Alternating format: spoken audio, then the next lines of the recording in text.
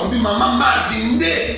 Maman Marthe nde. Balobi shop Africa Union. Ezoteka nyonso biloko ya wananini yo Congolais. Olingi ndeko na yo asalisa yo te. Mpona kolia na yo moko babondela yo. Mpona nzoto na yo baboya elengi. Mpo babondela yo. Balobi bio Africa Union. Ezoteka. Tutakola na basinois. Sino kolia pa ya sino kolia nini.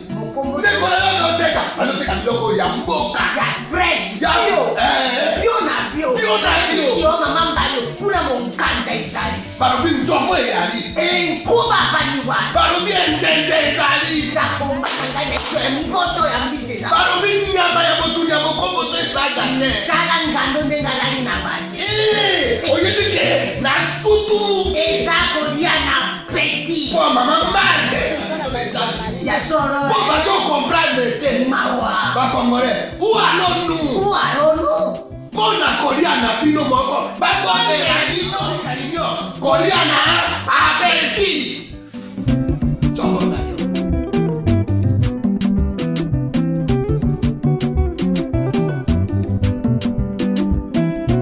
Mesdames et messieurs, c'est un plaisir de vous retrouver un nouveau numéro face à face. On parle politique, vous l'avez certainement suivi.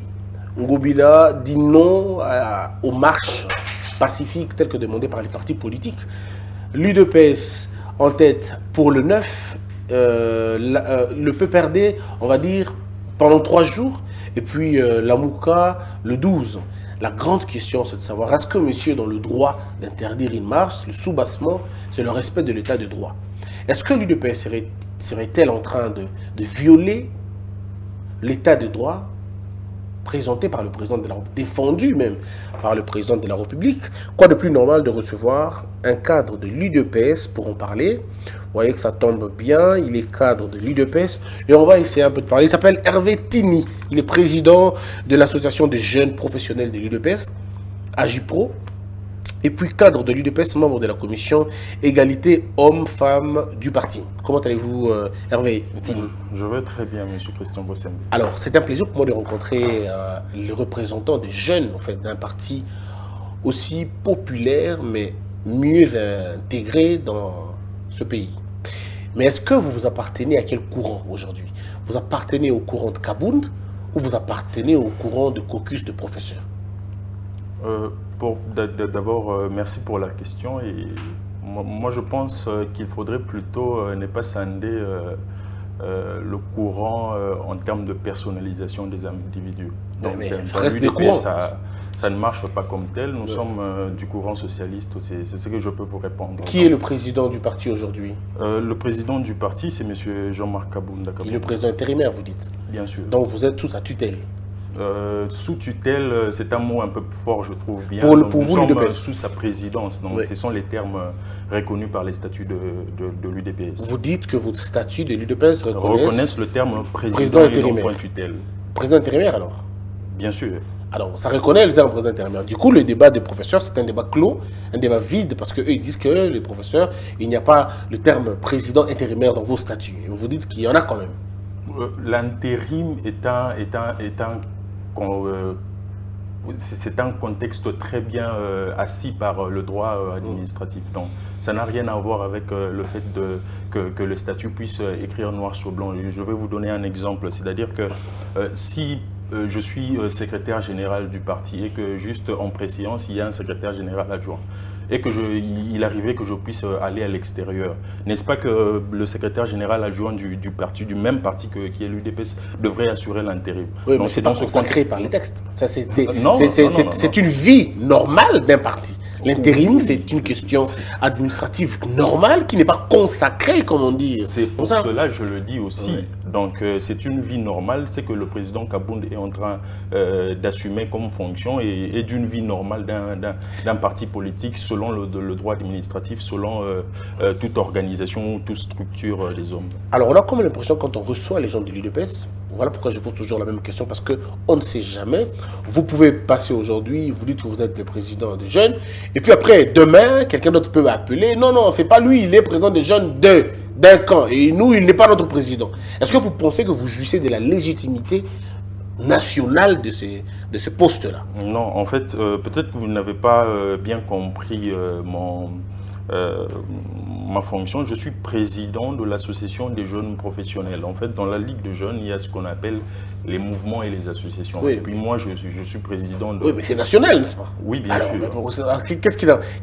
qui n'a pas compris en réalité? Peut-être vous qui n'avez pas compris ma question. Ma question est simple. Oui. Est-ce que vous jouissez de la légitimité nationale au sein de votre propre organisation? De peur que les gens viennent dire non, mais nous sommes des forces de progrès, ce n'est pas notre président, nous on est de l'UDPS, ce n'est pas de notre président. C'est ça la question. Je préférais en fait vous expliquer comment est-ce que fonctionne notre Ligue J'ai de très jeunes. envie de le savoir. Oui. Oui. En fait, la Force du Progrès est comme l'AGIPRO. C'est une association de la Ligue de jeunes. Elle est comprise dans la Ligue de jeunes. Et au-dessus de la Ligue de jeunes, ceux qui pilotent, c'est ce qu'on appelle le bureau national, qui ont été nommés par le président Félix en son temps. Donc c'est ce bureau-là, avec les structures, c'est-à-dire que les mouvements et les associations qui constituent la force du parti. Donc cela ne signifie pas que je suis président officiellement de la Ligue des jeunes. Non, je suis président d'une structure au sein de la Ligue des jeunes. C'est très bien. Il faudrait qualifier cela, mais aussi je suis cadre du parti, membre de la commission égalité entre femmes égalité entre hommes et femmes du parti. C'est bien clair maintenant. Oui. On peut poursuivre maintenant. Bien sûr. Le 9, c'est demain déjà. Une marche allait être organisée. Je parlais encore aujourd'hui à quelques membres du parti qui nous confirment que demain, il y aura marche.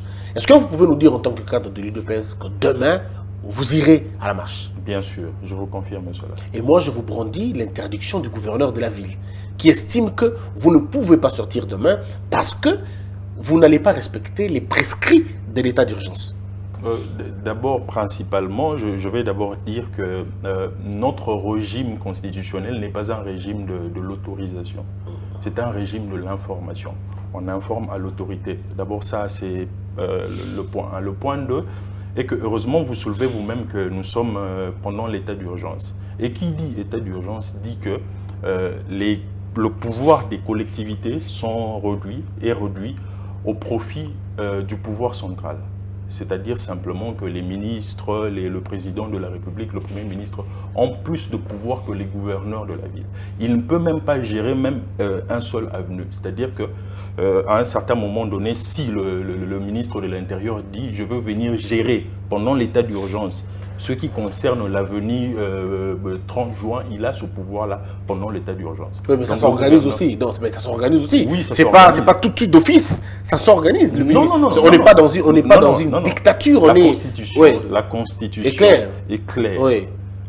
État d'urgence signifie tout le monde cède une partie de ses droits au pouvoir. Une partie Bien sûr, il y a certains droits qui ne peuvent pas être cédés, qui ont été très bien cités dans la Constitution notamment. Donc, une partie de ce droit à circuler, ainsi de suite, tout ça là, notamment le droit de certains pouvoirs du gouverneur qui doit revenir au pouvoir central. Oui, donc, d'ailleurs, vous êtes au courant que le VPM intérieur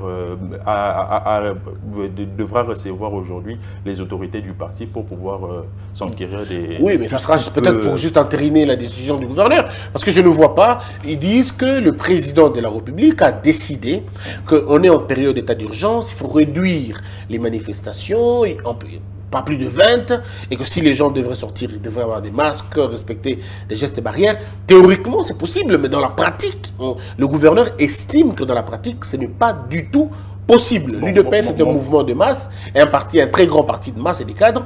Vous n'allez pas respecter les gestes barrières. Voilà. Moi, ce que je ne comprends pas plutôt, on a assisté, nous, à l'inauguration d'un centre hospitalier qui a réuni plus de 200 personnes. Et pendant cette inauguration-là, il y avait notamment plusieurs autorités. Donc pourquoi à ce niveau-là, le gouverneur n'était pas intervenu pour dire par exemple que non, on a violé ces principes-là? Non, je trouve à suffisance que peut-être le gouverneur méconnaît le fait de toute la largeur et puis de la compréhension d'ailleurs de l'état d'urgence. Et puis deuxièmement, le gouverneur n'est pas là pour pouvoir établir une peine quelconque, il n'est pas là pour légiférer.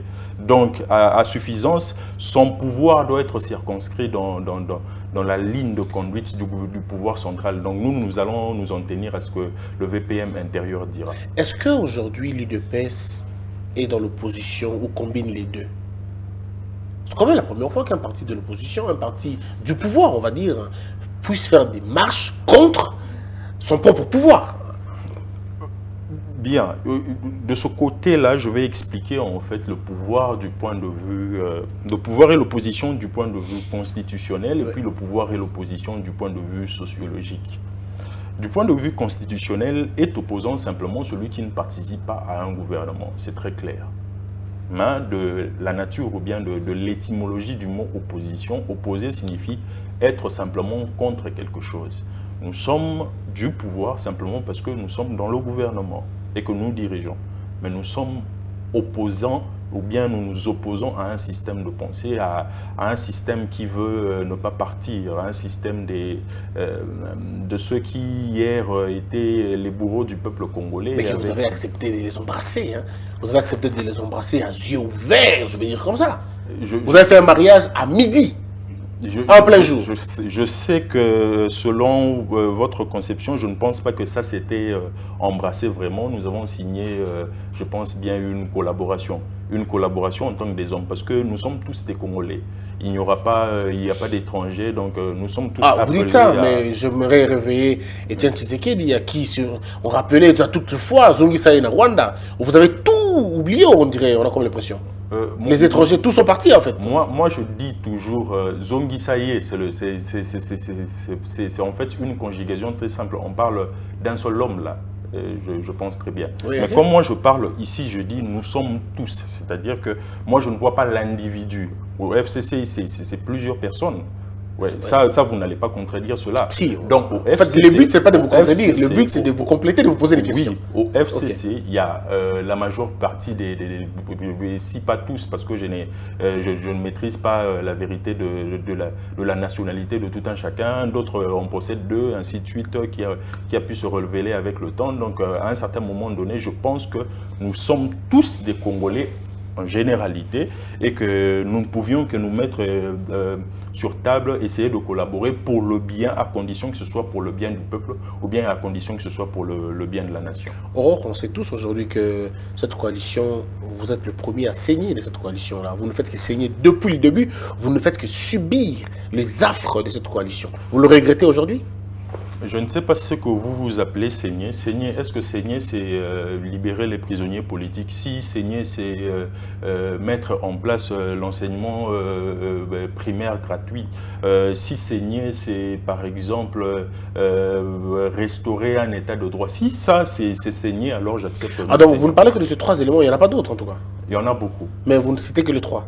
Par exemple, parce qu'il n'y a que ça, plusieurs projets. Oui. Les projets 100 jours avec les sauts de moutons qui sont en train d'être qui se terminent avec un beau spectacle de l'emprisonnement, des arrestations et tout. Les nids d'oiseaux qui étaient monnaie courante sur les macadam, les routes de Kinshasa sont en train de disparaître, ainsi de suite. Donc on peut rester ici jusque... Mais j'aimerais bien que vous puissiez nous expliquer où vous vivez, si vous vivez à Kinshasa toujours. Les nids d'oiseaux, c'est finalement l'identité de Kinshasa. Juste, vous avez vu l'avenue, là où vous êtes reçu aujourd'hui dans mon émission?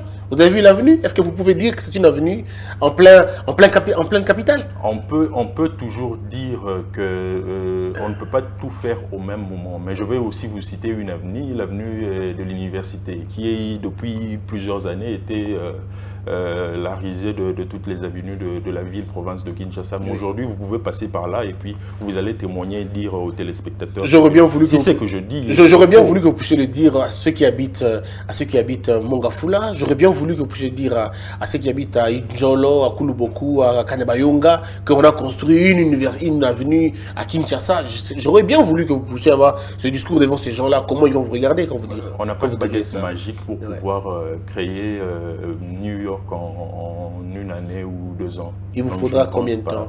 Je pense très bien que notre projet de société est tablé sur 10 ans. Oui. Donc, on avait établi un projet sur 10 ans parce que nous ne sommes pas des démagogues, nous sommes des gens qui sont francs, qui ont toujours été francs vis-à-vis du peuple pendant 38 ans de lutte. Donc, c'est parce que la Mouka dit. C'est parce que la Mouka dit. La Mouka dit que vous n'êtes pas franc. La Mouka dit que vous n'êtes pas franc. Le cardinal a dit que vous n'êtes pas franc. Qui est dans la Mouka? Ouais. Dites-moi un peu, qui est dans la Mouka? Vos amis d'hier. Mais il y a le fils idéologique. Il y a le fils idéologique qui se réclame Tshisekidiste. Ils sont nombreux qui disent que... Oui, bon, qui a signé aussi un pacte avec les anciens classiques du FCC. Donc, qui dit... D'ailleurs, certains d'entre eux ont été belligérants, d'autres, en passant, ont signé des décrets interdisant un audit au niveau des finances ou bien des régies financières de la République. Donc, quand vous me dites qu'eux, ils disent que nous ne sommes pas francs, moi, j'aimerais quand même qu'on juge de la qualité de ces profils-là qui nous pointent du doigt. aujourd'hui, comment vous pensez vous en sortir avec la machine FCC qui ne vous laisse pas le temps? J'ai comme l'impression. S'en sortir. Ouais. J'aimerais quand même reformuler ça comme tel. Réformulez plutôt votre réponse. Pourquoi? Pourquoi? Comment pensons-nous Oui. gérer et accomplir ou bien notre projet de société Bah, si ça vous plaît, allez-y, alors. les Y a pas de desiderata de la coalition. Oui. Je dis, en venant au pouvoir, nous savions très bien que rien ne serait facile, qu'il y aurait toujours des vents contre-courants. Cela ne nous étonne en rien, que ça provienne d'un partenaire dans une coalition ou bien de l'opposition. Nous avions été formés pendant 37 ans à ce qu'on appelle la résistance. La résistance face au mal, la résistance face à tout acte ou tout comportement belliqueux qui n'honore pas le peuple d'abord ou bien l'état de droit.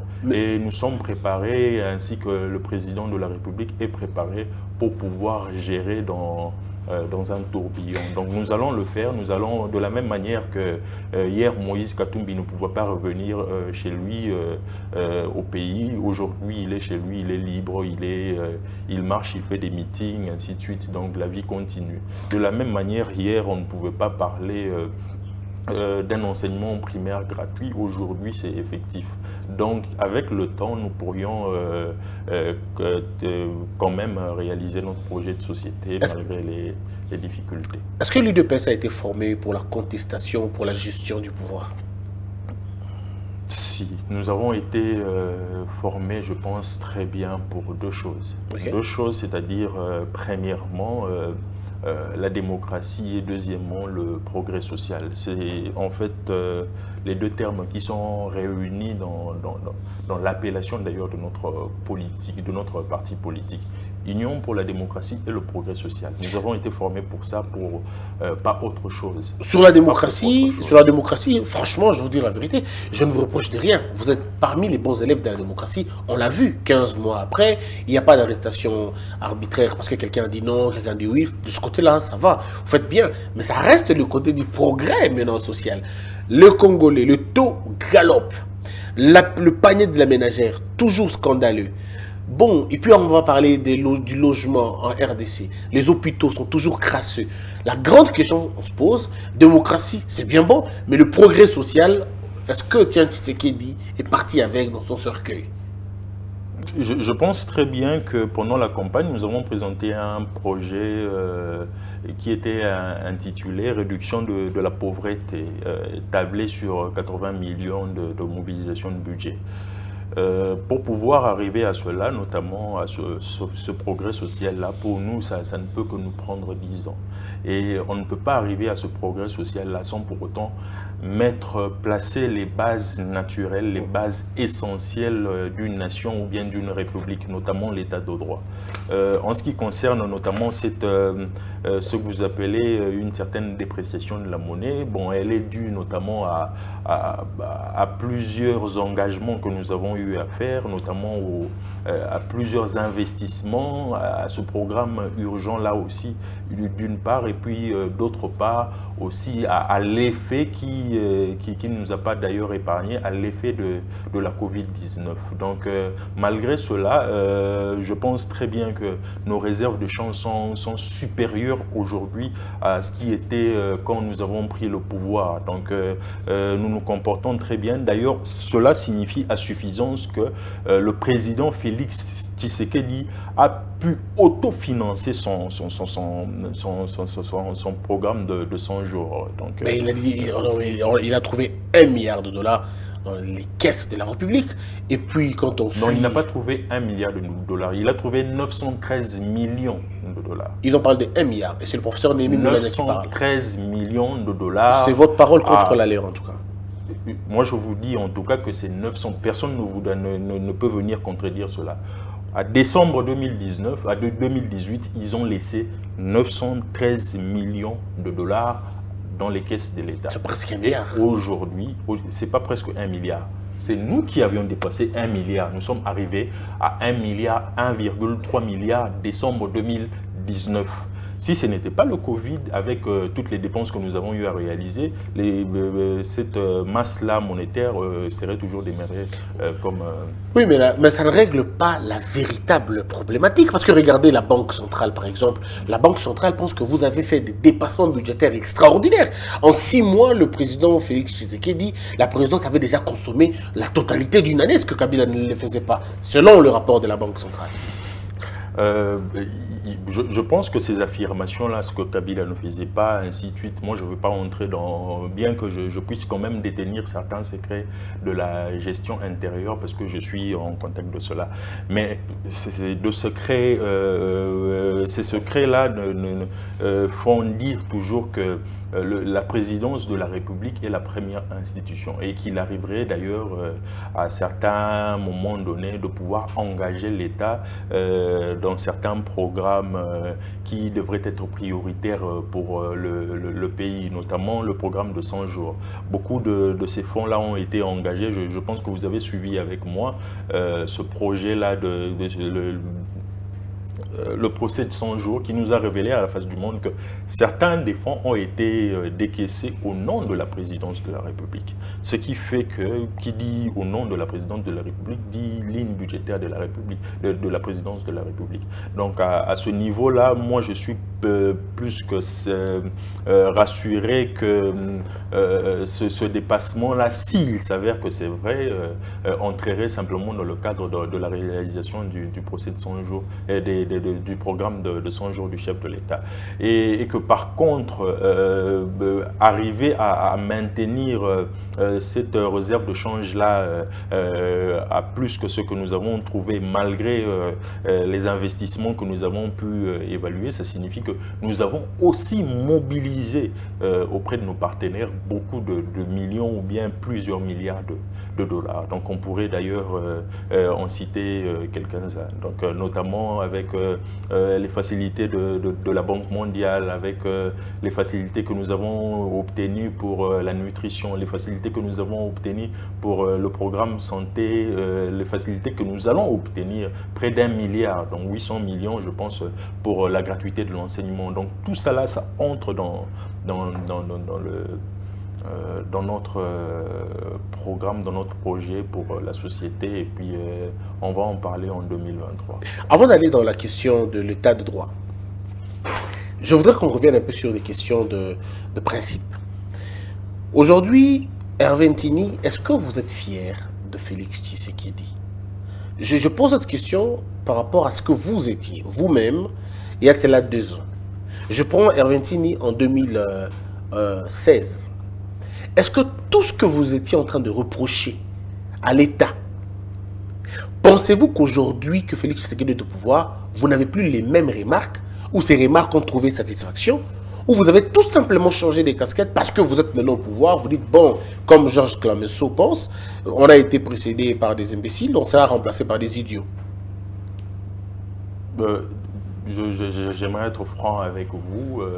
Nous sommes heureux de ce que nous avons trouvé, un président qui puisse comprendre les difficultés ainsi qu'écouter les cris du peuple congolais.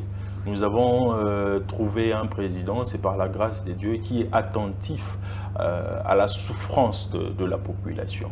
Donc hier, c'était monnaie courante de ne jamais être justifié par une justice qui était d'ailleurs injuste. Mais aujourd'hui, il est clairement établi que les grands d'hier peuvent aussi se retrouver en prison comme... Ça, on parlera dans l'état de droit. Donc, mais la fierté, par exemple, vous voyez, à l'époque, les marchés centrales étaient trop sales, et tout le monde le sait. À l'époque, pour voyager d'ici, pour aller, par exemple, dans le Katanga, dans les autres provinces, on payait un peu plus. Ça veut dire $300, $400. Tenez, Kinshasa, Bunia, c'était $900. Et à l'époque, la tomate, la boîte de tomates, on l'a divisée par 2 parce qu'il fallait, à un moment donné, soutenir la population qui était très pauvre. Alors, vous avez certainement fait des émissions en ce moment-là, critiquer la gestion des incompétents, le salaire du soldat, la solde, pardon, du militaire, tout le reste. Bref, il y avait tellement de problèmes que vous étiez en train de reprocher à l'ancien régime. La question est simple. Est-ce qu'aujourd'hui, ces choses ont changé? Si oui, dites-nous quel est le secteur qui a véritablement changé. Mais j'étais en train de vous répondre. Oui. En fait, pour répondre à cette question-là, la justice, on en parle tout de suite. On ne peut que parler de sa globalité. Oui. Les réalisations du président de la République. Sur le plan social. Moi, je vous ai... Prenons le plan social. Sur le plan social, par exemple. Oui. Aujourd'hui, nous sommes en train de mettre en place une couverture santé universelle. Oui. Cela signifie que simplement que le Congolais aura accès à des soins de santé primaires qui lui seront assurés par l'État congolais. Cela n'a pas été le cas, je pense bien, dans mais c'est encore dans l'avenir, vous allez faire ça. Oui, vous allez faire. De la même manière que vous voyez, parce que les sauts de moutons sont en train d'être construits, parce que c'est physique, que vous dites que sûrement que quelque chose, de la même manière, ce projet-là... Quelqu'un m'a dit pour le saut de moutons, en Lingala, quelqu'un m'a dit pour le saut de moutons, mais il m'a dit sur Basoda, et Belara pas si à Kosagarate. Parce que le saut de moutons, je ne sais pas si on construit une brique par jour, ou 2 briques par jour. Vous savez, le ministre a même dit que le 30 juin, vous aurez ça. Le 30 juin. Je ne sais pas si, peut-être jusqu'aujourd'hui, on n'est pas encore le 30 juin. On ne l'a toujours pas eu. Donc, le saut de mouton, on ne parle pas beaucoup. Parlons social. Non, mais il y a certains sauts de moutons qui sont déjà fin prêts. Donc, il ne reste que les autres pour que nous puissions notamment les utiliser. Donc, nous sommes, je pense bien aujourd'hui, à 40% de réalisation de l'érection de ces édifices-là. Donc, on avance très bien. Notamment du côté social, c'est là qu'il y a un peu plus de difficultés. Alors que dans le temps ancien, vous serez témoin de ce qui se passait peut-être quand il y avait ces difficultés-là. Si le pain ne baissait pas de volume, le prix augmentait quand même. À un certain niveau donné, nous avons dit que nous pouvons quand même arriver à garder cet élan-là. Et puis aujourd'hui, avec le coût d'ailleurs du pétrole au niveau des stations qui ont baissé, on est presque pas arrivé à voir cela dans les années passées. Donc on a pu arriver à baisser le prix de l'essence ainsi que du gasoil. 100 francs, 100 ou 200 francs, quelque chose comme ça qui ne change pas beaucoup. Non, mais ce sont des avancées importantes, c'est bien. 100 francs, en fait, ça signifie plusieurs millions de dollars d'investissement. Ce que vous voyez comme 100 francs au niveau des stations, c'est plusieurs millions que l'État... Si, on comprend bien. Mais nous parlons plutôt du consommateur final. Qu'est-ce qu'il ressent? Est-ce que vous avez vu la photo de Mme Finalement, c'est quoi? Le transport, l'essence influe d'ailleurs sur les plis et sur le prix du transport, influe sur le prix des marchandises. Mais malheureusement, ça n'a pas changé. Vous savez, le trajet, ça coûte toujours 700, 600 francs, 700. Le problème aussi, c'est aussi peut-être on n'a pas encore tablé sur cela parce qu'on va le faire. C'est aussi un peu ce contrôle-là des prix au niveau des marchés. Ça, c'est votre ministère, vous le savez. Hein. C'est votre ministère, c'est vous qui avez l'économie. C'est le ministère du pays, c'est-à-dire que c'est le ministère... Oui, mais c'est quota IDPES. Peu importe, c'est une ministre qui assure, qui fait très bien son travail, donc qui peut-être va encore retrousser le manche pour pouvoir mieux s'appliquer à cela. Est-ce que UDPS est fier des membres qu'elle a envoyés au gouvernement? Jusqu'à présent, oui, parce que je ne pense pas que aucun de nos membres ne nous a déçus jusque-là. Je ne pense pas. Peut-être que vous avez un avis contraire, je ne sais pas. Ah mais non, moi je suis journaliste, je pose des questions. Je ne veux pas avoir de problème avec vos ministres. Nous sommes fiers de nos membres, effectivement. Ils ne sont pas jusque-là impliqués dans des détournements, ainsi de suite. Donc nous sommes très fiers d'eux. Ils sont très soucieux de la souffrance du peuple congolais. Vous avez l'économie, difficilement oui. leur pain de chaque jour. Ben vous avez l'économie depuis le gouvernement est là. La ministre avait déjà fait quoi en termes d'économie? Quelles sont les résolutions ou les réalisations faites par elle?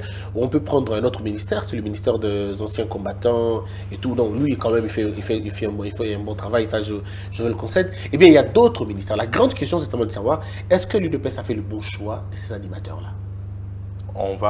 C'est aussi au président de la République de juger de la qualité et puis du rendement aussi des ministres que lui-même, dans son pouvoir discrétionnaire, a eu à choisir. Donc moi, en tant qu'observateur, je pense très bien qu'ils font très bien leur travail.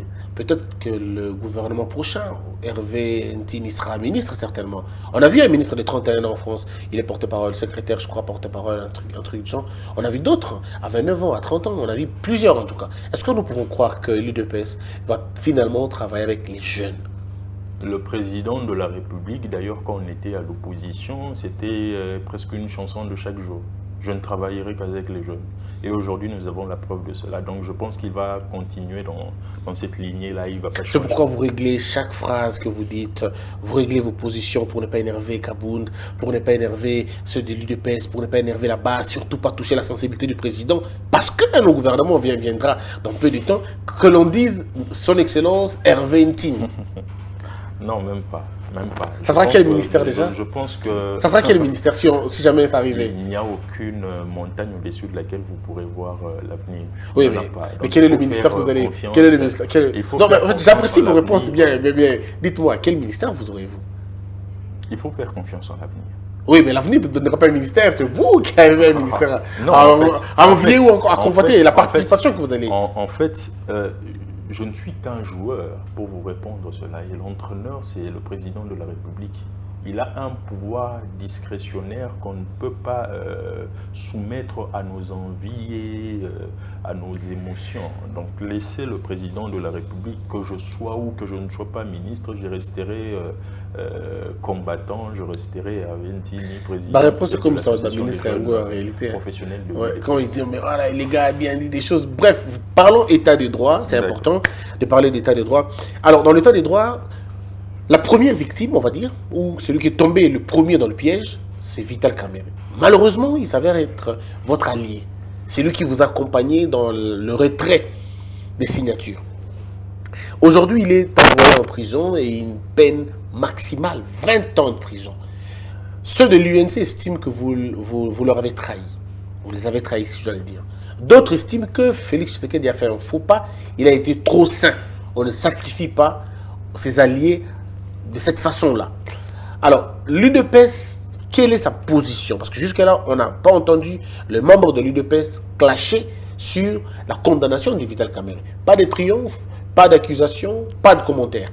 Est-ce que l'on peut dire, comment vous trouvez vous-même au fond de vous? Je pense très bien que la Constitution a été tellement bien régie que les partis politiques, en venant au pouvoir, n'auront d'influence véritable qu'au niveau soit du Parlement ou bien au niveau du pouvoir exécutif. Tous ceux qui disent que nous avons trahi, nous avons saisi cela, ainsi de suite, moi je pense très bien qu'ils le voient sous l'angle d'une justice inféodée, simplement.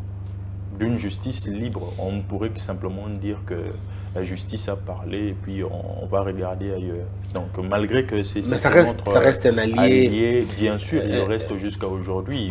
D'ailleurs, à en témoigner par les communications que lui-même signe de sa main ou bien par l'intermédiaire des autorités de son parti politique. Est-ce que vous ne perdez pas le Kivu finalement en sacrifiant Kamerhe? Mais vous dites l'électorat qui vous dites vous-même que l'UNC est toujours à côté de nous. Oui, on peut être à côté de vous et l'un de vous en même temps. On est en politique. Vous êtes très à côté du FCC, mais vous voyez des gifles que vous avez de temps en temps. C'est toujours comme ça. Bon, vous insinuez aussi le fait de perdre le Kivu. Je pense que le Kivu est toujours une des provinces de la République. Je parle de l'électorat. Ah, de l'électorat du Kivu. Je pense que chaque individu congolais, autant qu'il soit, est libre de choisir ou pas. Nous devons cesser avec cette habitude-là de pouvoir lier l'individu, le citoyen congolais a une personnalité d'un coin quelconque. Je n'aimerais pas que ceux qui sont, par exemple, du Bandundu ou bien du Congo central comme moi, si demain il m'arrivait d'enfreindre la loi, qu'ils puissent en fait ne pas voter quelqu'un qui est par exemple du Kivu simplement parce que moi j'ai eu à être contre. Non, ils sont autant libres. La Constitution reconnaît la liberté de choix à chaque Congolais. Donc perdre Kamere ne vous fait pas peur? On ne l'a pas perdu, il est avec nous, bien qu'il soit en prison, on ne l'a pas perdu. Ah, c'est bien de le dire quand vous êtes de l'extérieur. Il est en prison, c'est pas un problème. Je ne sais pas, peut-être que vous l'avez rencontré, je ne sais pas, je ne suis pas au courant de cela. Non, la seule personne que je rencontre... soufflé, par exemple, que nous l'avons perdu. La seule personne que je rencontre aujourd'hui, c'est vous. Donc, alors, je n'ai pas rencontré Vital Kamerhe. Nous avons perdu Vital Kamerhe. J'ai comme l'impression parce qu'il est en prison aujourd'hui. Vous avez entendu les déclarations de l'UDP, disons, de certains membres de l'UNC, c'est pas tous. Certains, heureusement. Pas celui qui engage l'UNC. Comment vous allez changer ça maintenant? Comment l'UDPS compte reprendre encore une fois cet électorat-là, si jamais vous le perdez? Comment ça, nous sommes avec l'UNC? Tout récemment, le président de la République a eu à nommer des administrateurs qui sont membres de l'UNC. Et vous avez lu sur les réseaux sociaux, ces mêmes animateurs-là remercier le chef de l'État de ces nominations-là. Moi, je ne vois pas en quoi on va tabler sur l'UDPS et l'UNC ne sont plus ensemble, simplement. Non. Il ne faut pas voir l'individu. Il faut laisser de catégoriser ou bien de caractériser l'UNC par simplement la personne de Kamerhe. L'UNC est un très grand parti qui ne peut pas se personnaliser par un seul individu ou une seule personne. Montesquieu, dans son livre Esprit des lois, estime qu'il ne faudrait pas que la loi soit comme une toile d'araignée qui n'arrête que les insectes et qui est brisée par les oiseaux. On a comme l'impression que l'état des droits, c'est Vital Kamerhe et tout, et que l'état des droits, ce n'est pas les détournements de Boukangalonzo, l'état des droits... Apparemment, vous dites que M. Vital Kamerhe est l'insecte. Ben, on a comme l'impression. M. Vital Kamerhe. Vital Kamerhe, Lwakani Ningi, tout ça. Soyons sérieux. Oui. On l'a toujours dit depuis le début. Monsieur Vital Kamerhe, insecte par rapport à qui? Oui, mais je continue à vous dire. On a comme l'impression que M. Vital Kamerhe, ça a été beaucoup plus facile pour lui. 20 ans de prison pour seulement 46 millions ou 56 millions de dollars. On parle de 67 millions de dollars. Alors qu'il y a des Congolais qui ont dans leur ventre, dans leur poche, 400 millions de dollars, 300 millions de dollars, et ce pendant 10 ans. Mais pendant 15 mois seulement, on met quelqu'un dans le Newf parce qu'il a été tout ça. Alors, dites-moi si ce n'est pas un insecte, c'est quoi? D'abord, j'aimerais que... Je veux qu'on puisse aussi... Qui le met dans... C'est la justice. Oui, bien évidemment, j'ai parlé de la justice. Donc, le pouvoir exécutif n'est pas là pour dire à la justice fonctionnez comme tel, ne fonctionnez pas comme tel. Nous parlons de la justice. Oui. Le président de la République a dit devant un témoin que son travail, il a tellement de choses à faire qu'il ne se mettra jamais à fouiner derrière. Mais quand c'est Vital Kamerhe qui est arrêté, c'est l'état de droit. Quand c'est ceux de Gécamine et ceux de Boukangalonzo, ceux de Gopas, ceux de Passeport, ceux de plaques d'immatriculation, quand eux ne sont pas arrêtés, alors là, c'est la justice à faire le boulot. J'ai comme l'impression que l'échec n'a pas de père, mais la réussite a 1000 pères en tout cas. En fait, il faut aussi contextualiser ces deux actions-là. Tout ce qui concernait la Gécamine était bien avant nous. Tout ce qui nous concernait, nous ne sommes qu'en train d'auditer ou bien de suivre comme tel ce que nous sommes en train d'exécuter comme programme. Alors, ça, c'est une mauvaise manière de voir la République. Non, une très mauvaise manière. Le Congo n'est pas né dans 15 jours. Le Congo est né depuis très longtemps d'ailleurs. Vous ne m'avez pas compris. Ok, expliquez-moi bien. Gestionnaire, nous sommes censés assurer ce que l'on appelle la bonne gouvernance. Le principe de bonne gouvernance stipule que quand vous êtes dans la réalisation d'un projet, vous devez vous mettre pour pouvoir toujours évaluer l'évolution du projet.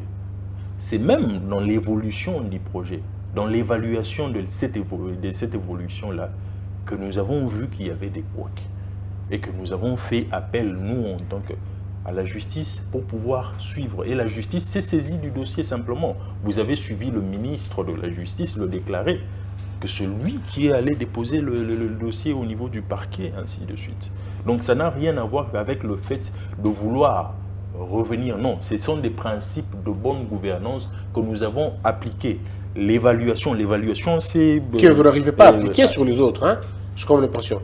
Que vous n'arrivez pas à appliquer sur les autres. Mais est-ce que du temps de monsieur, si je dois le citer avec beaucoup de respect, de monsieur Matata Mpogno, nous on était au pouvoir pour pouvoir appliquer ces principes-là de bonne Mais maintenant que gouvernance. vous êtes là. Non, ce n'était pas nous. Mais maintenant que vous êtes là. Nous gérons avec professionnalisme. Nous ne pouvons pas voir des choses qui ne marchent pas et puis les laisser comme Oui, mais telles. qu'est-ce qu'on fait Pour maintenant? qu'Alonso, en fin de compte, ne puisse plus apparaître aujourd'hui. Le président a parlé de l'affaire Boukangalonzo dans son dernier discours.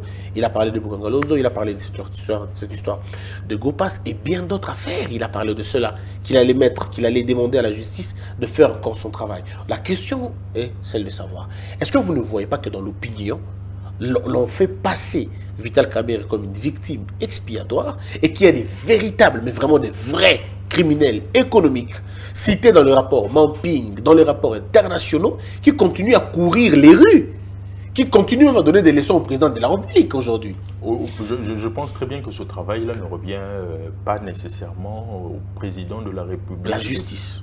Oui, à la justice de faire son travail. Pourquoi elle ne le fait pas? Elle fera son travail à la vitesse qu'elle veut. On ne va pas demander à la justice une certaine célérité pour tel ou tel autre dossier. Ce serait en fait être juge et partie à la fois. Donc, à un certain moment donné, il faut un peu de retenue vis-à-vis d'un troisième pouvoir qui n'est pas le moindre. Pourquoi nous voulons respecter le pouvoir exécutif, nous ne voulons pas respecter le pouvoir judiciaire? Respecter le pouvoir judiciaire veut dire quoi? Donnez-nous votre manière de voir. Tout le monde urge. Oh non, on a fait ça à l'Assemblée nationale, ainsi de suite, tout ça là. Et nous ne voulons pas respecter ces magistrats-là dans l'exercice de leur fonction ou de leur tâche de chaque jour. Je comprends très bien. Donc, dans un conseil des ministres, parce que c'était là, dans le Conseil des ministres, le président a instruit au ministre de la Justice d'instruire à son tour le parquet pour auditer dans cette histoire de 100 jours. Et c'est finalement, ça s'est réglé avec des condamnations, les gens ont été arrêtés et le peuple a dit bravo. Mais pourquoi le président ne fait-il pas la même chose pour demander encore une fois au ministre de la Justice de faire le même boulot qu'il a fait dans le compte de 100 jours, mais dans les autres secteurs qui ont des problèmes? C'est là la grande question. Jamais moi je n'ai lu dans un rapport de conseil de ministre qu'il est écrit au nom le président de la République. Ça, je vous donne une information. Ça, je vous donne une information et je l'assume devant l'histoire. Mais je vous la donne quand même. Moi, je dis ceci. Oui, je vous la donne. Le président de la République n'est pas le conseil de ministre. Le conseil de ministre, c'est un groupe. On lève une option et le ministre sectoriel est chargé de son exécution. Un point, un trait. Non, c'est le président. Ce n'est pas l'avis. C'est le président qui préside le conseil, qui décide sur ce qu'il doit être fait ou pas. Alors j'ai comme l'impression qu'on a une mauvaise compréhension du conseil des ministres. Le conseil de ministres, c'est un conseil, c'est-à-dire qu'il y a un débat, il y a une option qui est levée, ainsi de suite. Donc c'était l'option qui était levée de pouvoir regarder en ce qui concerne la réalisation de... Et comme par magie, il n'y a plus d'options qui s'élèvent pour les autres affaires. Non, mais quand on a lu, on a suivi nous tous à la télévision et ainsi de suite, son excellence le ministre de Finances, Sele Yalagouli, dire par exemple qu'on était à moins de 30% de... Est-ce que là aussi c'était le président qui avait... Donc tout le monde, beaucoup de ministres se sont rendus compte qu'il y avait... Et le conseil de ministres a levé cette option-là. C'est un point très... Je pense qu'il n'y avait pas à chercher à gauche ou à droite pour dire, personnaliser cela, dire que le président de la République, non, le conseil de ministres a levé l'option et le ministre sectoriel a appliqué, a exécuté. Vous êtes très mal à l'aise sur cette question, je prends une autre question. Voulez-vous qu'on parle de la... suis pas mal à l'aise, on peut continuer. Voulez-vous qu'on parle de la coalition maintenant? On peut continuer. Parlons de la coalition maintenant. D'accord. Est-ce que Félix Tshisekedi fait peur à ses adversaires? Est-ce qu'il imprime cette marque de respect? Parce qu'on a comme l'impression que n'importe qui peut se lever un matin et donner des leçons au président de la République. N'importe qui peut se lever un matin et recadrer le président de la République. Le président du Sénat l'a fait sans aucun regret. La présidente de l'Assemblée nationale le fait régulièrement sans aucun problème. Vous avez des députés qui demandent au président d'être consciencieux, qui estiment que le président n'est pas assez conscient. Vous avez les militants du PPRD qui peuvent se réveiller eux aussi raconter ce qu'ils veulent. Monsieur Matata a fait tout un programme, je dirais une conférence, pour rappeler aux gens que c'était eux le propriétaire de la gratuité de l'enseignement. La grande question, non, et puis M. Chadari a dit qu'il allait paralyser l'État si on bouge, comment on l'appelle, M. de la Gécamine, et quelques jours après, jusqu'aujourd'hui, M. de la Gécamine n'est toujours pas bougé. Alors la grande question c'est de savoir, est-ce que le président imprime cette marque de respect? Je pense très bien que tous ces exemples que vous avez eu à citer fait ressortir la beauté réellement de l'établissement, de l'érection d'un État de droit. Je pense très bien que je peux être à l'aise en disant que le Congo a réellement changé, qu'on peut être sur un plateau de télévision, dire telle chose du président de la République et ne pas être inquiété. D'ailleurs, beaucoup de cachots ont été fermés, notamment ceux de l'ANER, ainsi de suite.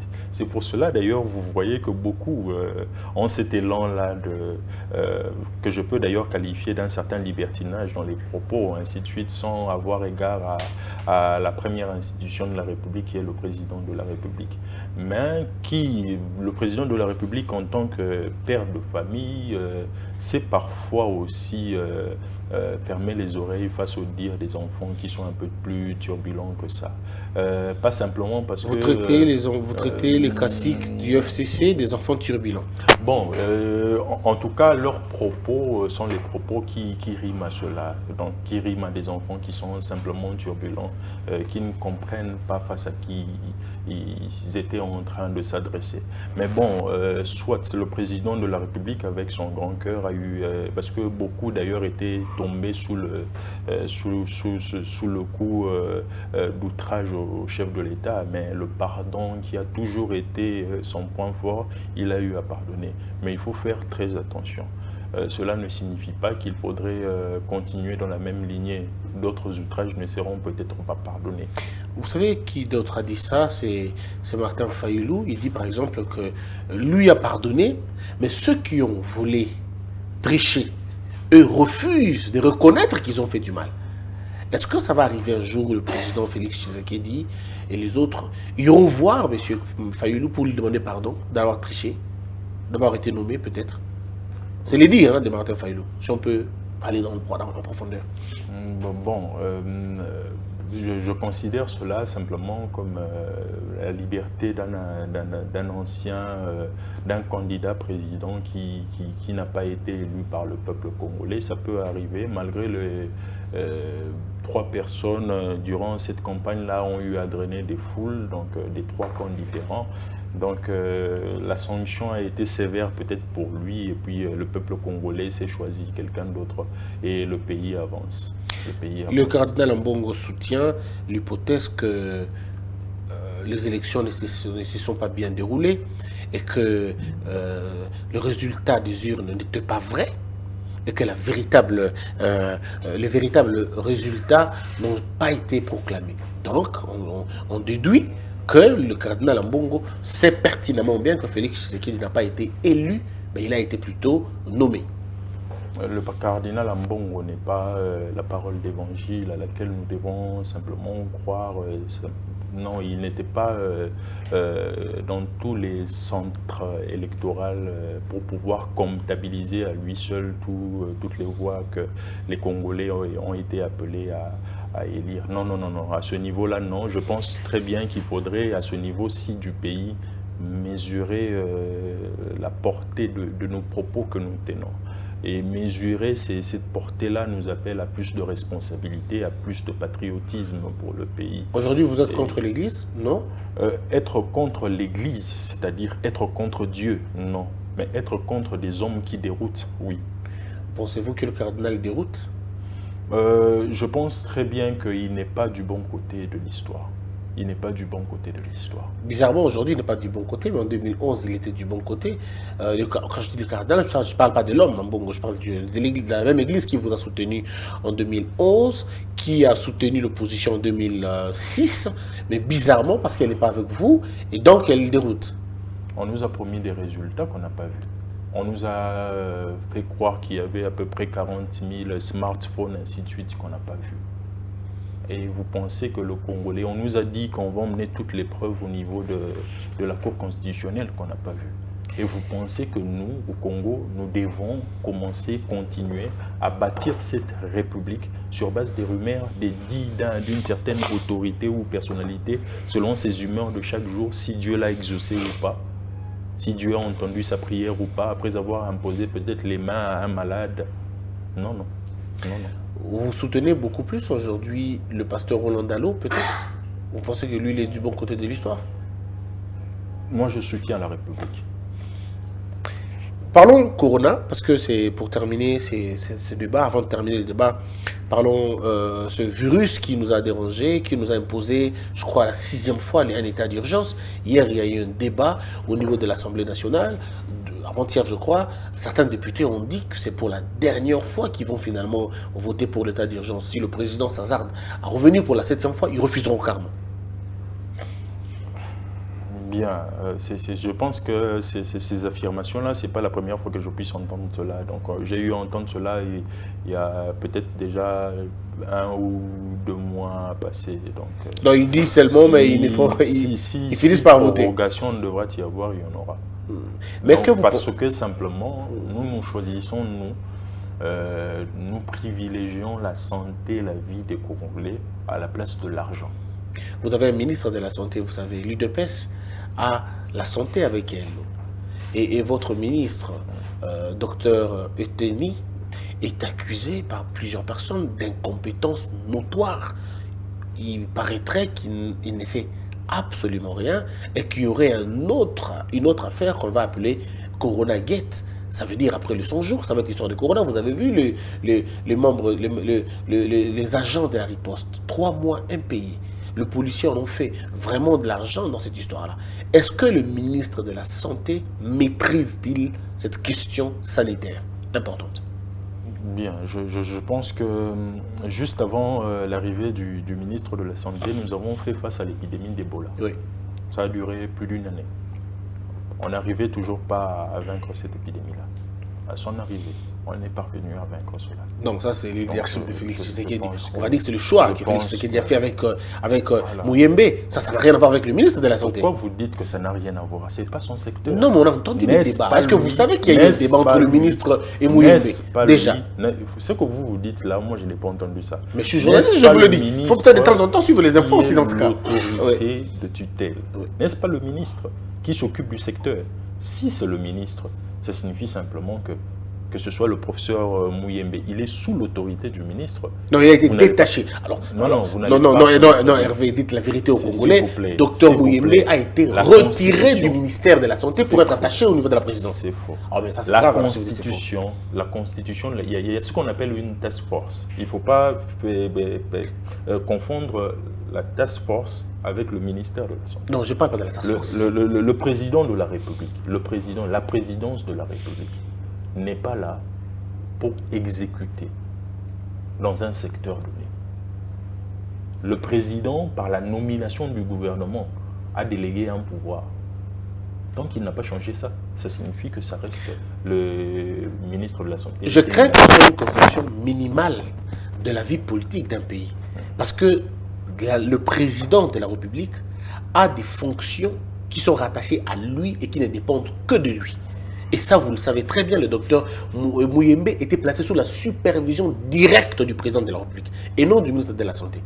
Dites-moi le contraire, en tout cas. Je vous le dis le contraire. Je vous affirme le contraire. Donc, c'était sous l'autorité du ministre qui, d'ailleurs, s'est impliqué lui-même pour que l'épidémie d'Ebola puisse prendre fin. Et cela ne signifie pas que nous sommes en train de négliger l'apport du grand professeur Mouyembe, qui est d'ailleurs mon maître. Donc, loin de là. Donc, les Congolais s'étonneront en tout cas. De quoi? Si, parce que vous dites que... je ne peux pas négliger. Très bien. Je dis que nous ne négligeons pas l'apport tant important du professeur Mouyembe.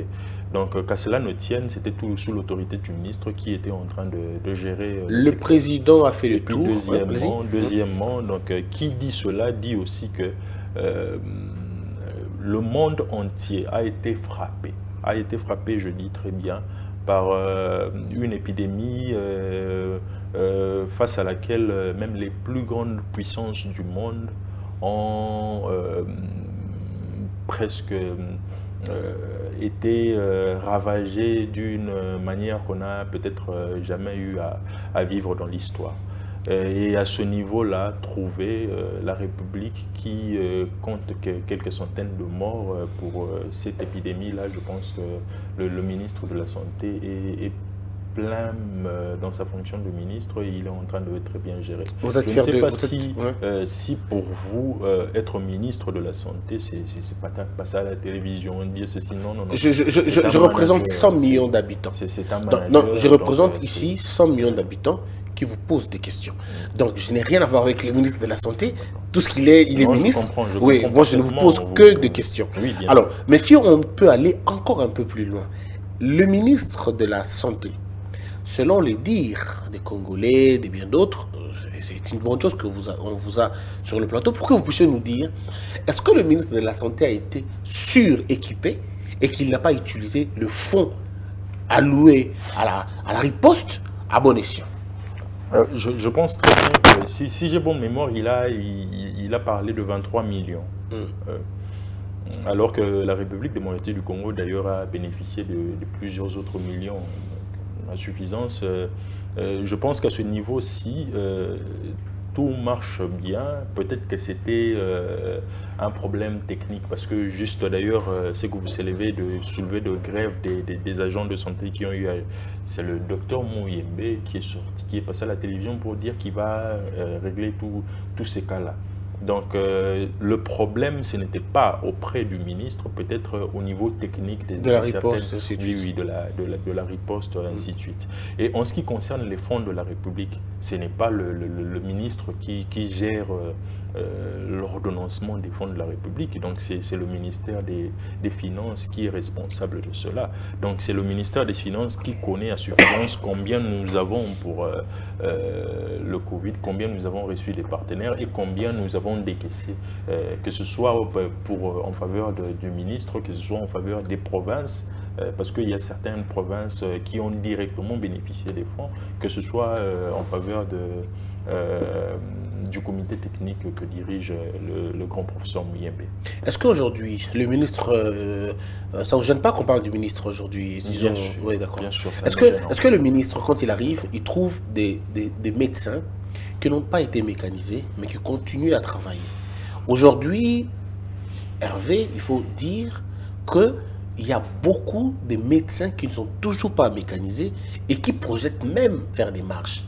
Ces gens ont dit, Félix Tshisekedi avait dit le peuple d'abord, mais eux ne se retrouvent nulle part aujourd'hui. Alors, est-ce que le président a dans sa... Parce qu'il les a rencontrés aussi, on va dire. Ils ont une fois intercepté le président en train de rentrer, je crois, il faisait une course, et le président, pour la première fois, s'arrête pour parler aux médecins, ce qui est très bien. Il parle avec eux, il promet. Il dit, on va régler la question. Mais jusqu'aujourd'hui, la question n'a toujours pas été résolue. La question est bloquée à quel niveau? Certains médecins disent, que j'ai rencontré personnellement, ils disent que c'est le ministre de la Santé qui bloque l'affaire.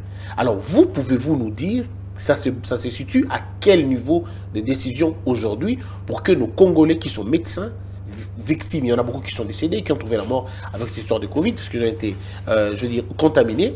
Qu'est-ce que nous pouvons retenir? Qu'est-ce qu'ils peuvent garder à l'esprit, ces Congolais? D'abord, en venant, je pense bien au ministère des Finances, il y avait plusieurs problèmes. Des problèmes notamment de ce qu'on appelle l'effectif du ministère des Finances. De la santé ou des finances? Du ministère de la Santé. D'accord.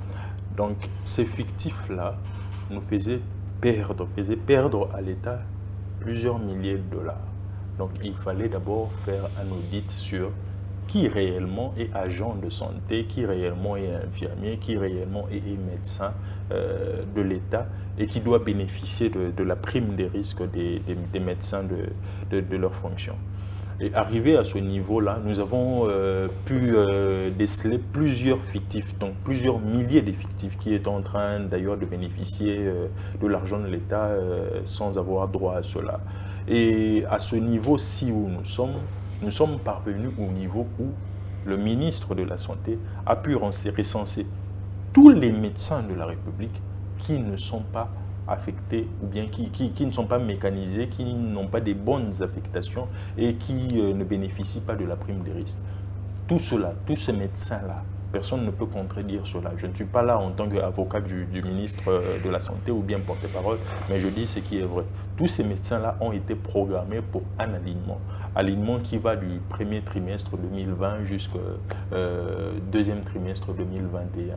Donc c'est une programmation. La liste, je pense bien, de cet alignement-là a été rendue publique il y a de cela un mois, si j'ai bonne mémoire. Il reste quant à la budgétisation et puis à la concrétisation de cela. Donc il faut laisser le temps au ministre aussi, parce que c'est à peu près 7000 médecins que l'État devra engager en une année, ce qui ne se faisait pas dans le temps passé. Sachant que le gouvernement est en train de partir, est-ce que le ministre sera encore retenu, ministre? Cela ne dépend que du président de la République. Et vous dites bien, l'avenir nous dirait un peu plus. Oui. Merci beaucoup, Retini. Je rappelle que vous êtes cadre de l'UDPS. Oui. Et vous êtes président de l'association des jeunes professionnels de l'UDPS, AGIPRO. Et vous êtes cadre membre de la commission égalité entre hommes et femmes au sein du parti. Et vous êtes certainement ministrable dans le futur gouvernement. C'est vous qui je vous le souhaite. Je vous le souhaite. Merci beaucoup. Ça sera une fierté de voir des jeunes diriger le pays. Mais encore que les jeunes, la jeunesse ce n'est pas un gage, on va dire, mais plutôt un atout. On peut dire ça comme ça. Considérons que les jeunes vont faire mieux et on souhaite une très bonne chance en tout cas. Merci beaucoup. Ça est fini, mesdames et messieurs. Merci d'avoir été nombreux. On se retrouve très prochainement dans un nouveau numéro. Que la peur quitte nos esprits et que Dieu bénisse les RDC.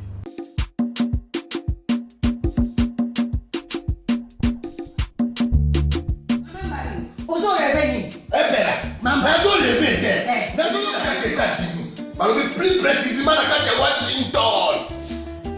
Maman Martin Maman Martin shop Africa Union. Mais donc t'es nyonso biloko ya wanini yo congolais. Olingi ndeko na yo asalisa yo te. Mpona kolia na yo moko babondela yo. Mpona nzoto na yo bakoya elei. Po babondela yo. Balobi bio Africa Union. Tout na basinois, sinon kolia pa ya sino kolia ni. Ndeko na yo noteka, anoteka biloko ya mboka. Ya fresh. Ya bio na bio. Bio na bio. Yo mama mbayo kuna monkanja izali. Balobi nzomo eyali. Kuba baniwa. Balobi enjenje ezali. Zakomba kangane kwe mpoto ya mbiseza. Balobi nyama ya botu ya mokombo to ezaga ne. Kala ngando ndengalali na basi. Oyebike na sutu.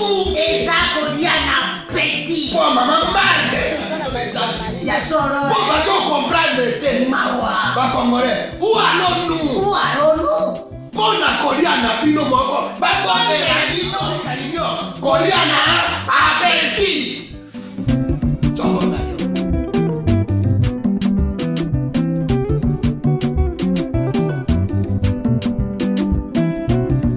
Debout Congolais, unis par le sang, unis dans l'effort pour l'indépendance. Unis aux hommes, si oublie-moi, Daïmana, Chinote.